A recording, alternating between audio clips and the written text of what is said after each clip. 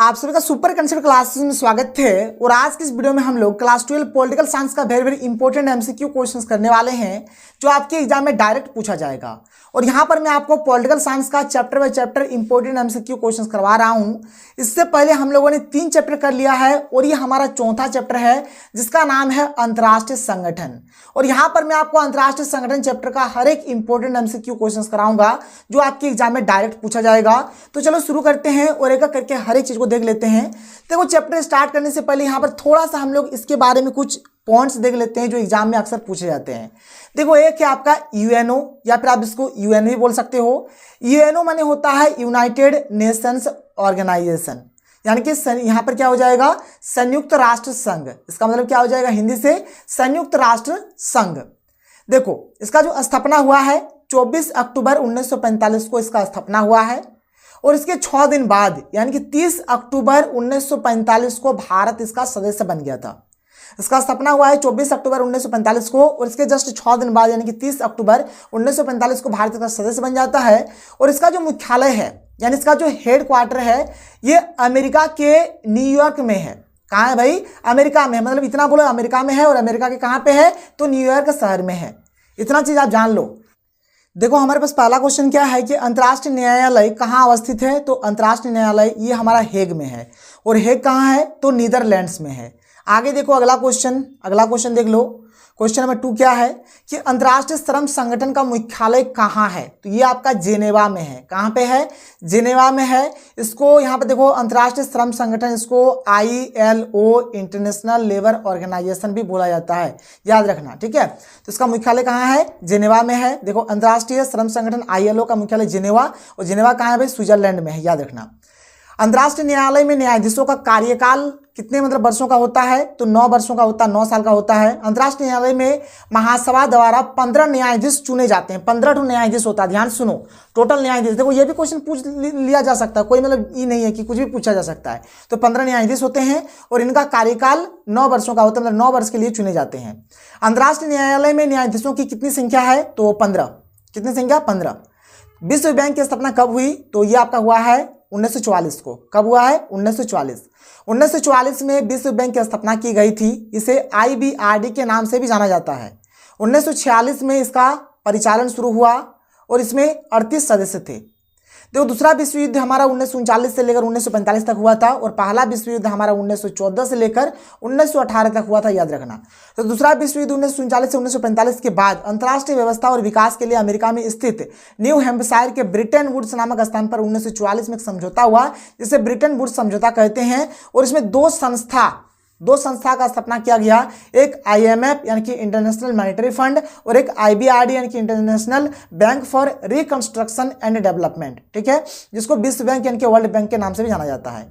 विश्व व्यापार संगठन कब अस्तित्व में आया तो ये 1995 में, यानी वर्ल्ड ट्रेड ऑर्गेनाइजेशन WTO इसका स्थापना कब होता है 1 जनवरी 1995 को, याद रखना।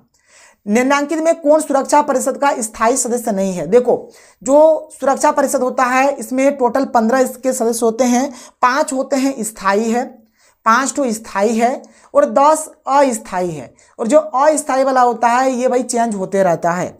और जो 5 स्थायी सदस्य है इसके पास वीटो पावर भी है। क्या है? वीटो पावर भी है, वीटो पावर। और ये 5 कौन कौन से देश है जो स्थायी है और जिसके पास वीटो पावर है? तो इसका एक ट्रिक है, याद रखना, रूस का फेस FACE, रूस का फेस आप याद रखना, ठीक है। क्या याद रखना? रूस का फेस। रूस से तो आपका रूस हो गया, F से आपका हो गया फ्रांस, ठीक है, F से हो गया फ्रांस, A से हो गया आपका अमेरिका, C से हो गया आपका चाइना, ठीक है, C से चाइना, और E से हो गया आपका इंग्लैंड। कोई दिक्कत नहीं है। तो रूस, फ्रांस, अमेरिका, चाइना, इंग्लैंड, इसके क्या है 5 इसके स्थायी सदस्य है जिसके पास वीटो पावर भी है। इसके पास क्या है? वीटो पावर भी है। कोई दिक्कत कोई प्रॉब्लम नहीं है। आगे चलिए, आगे बढ़ते हैं, अगला क्वेश्चन देखते हैं। अगला क्वेश्चन देख लो। तो यहाँ पर कौन इसका स्थायी सदस्य नहीं है? तो स्थायी सदस्य में हमारा कौन कौन आता है? चीन है, अमेरिका है, रूस है, इजराइल नहीं है। तो ये हो जाएगा इसका आंसर, इजराइल हो जाएगा इसका आंसर। आगे चलो, सुरक्षा परिषद में कितने अस्थायी सदस्य हैं? तो अस्थायी सदस्य 10 है और स्थायी सदस्य 5 है। अभी मैंने आपको बता दिया। इसके 5 स्थायी सदस्य है इसमें से कौन कौन है? तो संयुक्त राज्य अमेरिका, यूनाइटेड किंगडम किसको बोलते हैं? यूके, यूनाइटेड किंगडम मतलब इसी को बोला जाता है इंग्लैंड, या फिर इसी को आप ब्रिटेन भी बोल सकते हो, इसी को आप ब्रिटेन भी बोल सकते हो, इसी को आप यूनाइटेड किंगडम भी बोल सकते हो, और अमेरिका को हम लोग यूएसए बोलते हैं, यूनाइटेड स्टेट ऑफ अमेरिका। तो अमेरिका हो गया, इंग्लैंड हो गया, फ्रांस हो गया, रूस हो गया और चीन हो गया। इसके 5 स्थायी सदस्य हैं, 10 इसके अस्थायी सदस्य होते हैं। प्रारंभ में सुरक्षा परिषद में अस्थायी सदस्यों की संख्या 6 थी। स्टार्टिंग में अस्थायी सदस्य का संख्या कितना था? 6 था, लेकिन फिर बाद में 1966 में इसको बढ़ाकर 10 कर दिया जाता है। 1966 में इसको बढ़ाकर 10 कर दिया जाता है, इस बात को आप याद रखो। आगे चलो, अगला है कि मानवाधिकार परिषद की स्थापना कब हुई? तो ये होता है 2006 में, जिसको बोलेंगे United Nations human rights council. इसका स्थापना कब होता है? 2006 में। सन 1945 में संयुक्त राष्ट्र संघ के घोषणा पत्र पर कितने देशों ने प्रथम हस्ताक्षर किए? तो 51 देशों ने। कितने? 51 कंट्रीज इस पर सिग्नेचर किए थे। संयुक्त राष्ट्र संघ के महासचिव बान की मूल किस देश के नागरिक हैं? तो ये दक्षिणी कोरिया के ये निवासी है। भारत संयुक्त राष्ट्र संघ में कब शामिल हुआ? तो 30 अक्टूबर 1945 को, याद रखना, वेरी इंपॉर्टेंट क्वेश्चन है। संयुक्त राष्ट्र संघ की स्थापना कब हुई? तो 24 अक्टूबर 1945 को, मतलब 1945 में। हथियार लड़ाने से अच्छा है जुबान की लड़ाई, यह किसका कथन है? तो ये मार्कस का कथन है। निम्नांकित में कौन सा देश संयुक्त राष्ट्र सुरक्षा परिषद का स्थायी सदस्य नहीं है? स्थायी सदस्य कौन नहीं है? तो जापान। ब्रिटेन भी है, चीन भी है, अमेरिका है, बट जापान नहीं है। तो 15 का सही उत्तर 1 हो जाएगा यहाँ पे। सुरक्षा परिषद में 5 स्थायी सदस्य कौन से हैं जिन्हें वीटो का अधिकार प्राप्त है? अभी मैंने बता दिया, रूस का फेस आप याद रखना ना, तो चीन, फ्रांस, रूस, ब्रिटेन और अमेरिका, ये सब हो जाएंगे। आगे देखो, विश्व व्यापार संगठन निम्नांकित में किस संगठन का उत्तराधिकारी है? तो ये हो जाएगा general agreement on trade and tariff, ये हो जाएगा। 17 का सही उत्तर यहाँ पर ऑप्शन नंबर 1 हो जाएगा। क्वेश्चन 18 की विश्व व्यापार संगठन का कार्यालय कहाँ है? तो जेनेवा में है, जो कि स्विट्जरलैंड में है।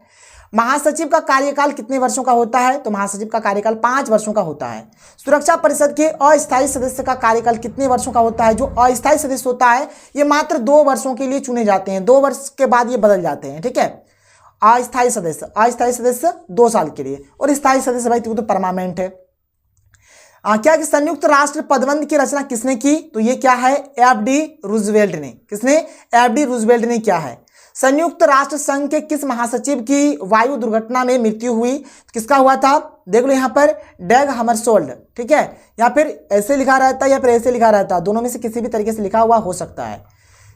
क्वेश्चन नंबर 23 की वीटो के प्रावधान का फैसला किस सम्मेलन में किया गया? तो याल्टा सम्मेलन में। किसमें किया गया था? याल्टा सम्मेलन में किया गया था। फरवरी 1945 में क्या है? क्रीमिया यूक्रेन के शहर याल्टा में एक समारोह हुआ था। इस समारोह को याल्टा सम्मेलन या फिर क्रीमिया सम्मेलन भी कहा जाता है। इस समारोह में सोवियत संघ के प्रधानमंत्री ने वीटो पावर के प्रयोग का प्रस्ताव रखा था, ठीक है। तो कुछ इस प्रकार से प्रस्ताव रखा गया था वीटो पावर का। क्वेश्चन 24 है कि संयुक्त राष्ट्र संघ के आर्थिक और सामाजिक परिषद में कुल कितने सदस्य हैं? तो इसमें टोटल 54 मेंबर्स है। और देखो यहाँ पर आप एक चीज और जान लो, देखो यहाँ पर किस प्रकार से इंक्रीज हुआ था। इसमें स्टार्टिंग में 18 सदस्य थे, फिर 1966 में बढ़ाकर 27 कर दिया गया, और 1974 में फाइनली अभी 54 कर दिया गया है, ठीक है, इसको याद रखना। किसकी सिफारिश पर महासचिव की नियुक्ति करती है? तो सुरक्षा परिषद हो जाएगा। क्या हो जाएगा? सुरक्षा परिषद हो जाएगा। चार्टर के अनुच्छेद 97 के अनुसार सुरक्षा परिषद की सिफारिश पर महासचिव की नियुक्ति करती है। किसी गैर सरकारी संगठन को मान्यता कौन दे सकता है? तो महासचिव। कौन दे सकता है? महासचिव दे सकता है। 1945 में संयुक्त राष्ट्र संघ की स्थापना हुई, उसका मौलिक सदस्य कौन था? भारत। लेकिन अभी तक भारत के पास वीटो पावर नहीं है। 1950 में संयुक्त राष्ट्र संघ की महासभा ने किस नई व्यवस्था को जन्म दिया? तो शांति स्थापना हो जाएगा। क्या हो जाएगा? शांति स्थापना। इसका मेन पर्पस था शांति।